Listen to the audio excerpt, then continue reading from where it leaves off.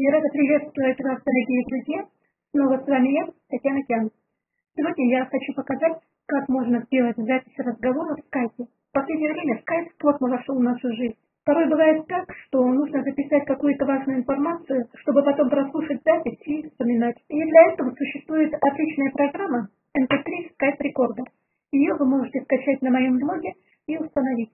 Давайте сейчас установим эту программу и посмотрим, как им пользоваться. Эта программа скачана, она запакована в архив WinRAR, поэтому мы открываем ее с помощью программы WinRAR.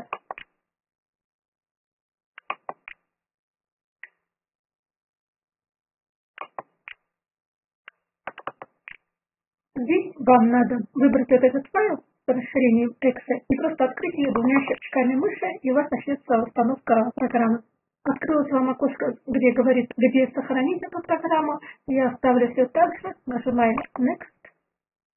Компьютер спрашивает разрешение. Мы разрешаем.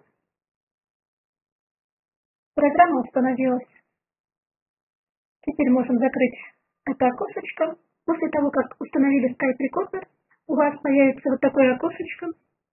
Но прежде чем его настроить для работы, нам надо дать разрешение в Skype для доступа к Skype Recorder. Для этого входите в Skype, даете доступ к Skype Recorder. Теперь настраиваем вот это вот окошечко. Здесь вы должны прописать тот путь, то место, где у вас будут храниться разговоры. Разговоры лучше всего хранить на диске D. Нажимаем на вот эту вот желтую папочку и указываем путь.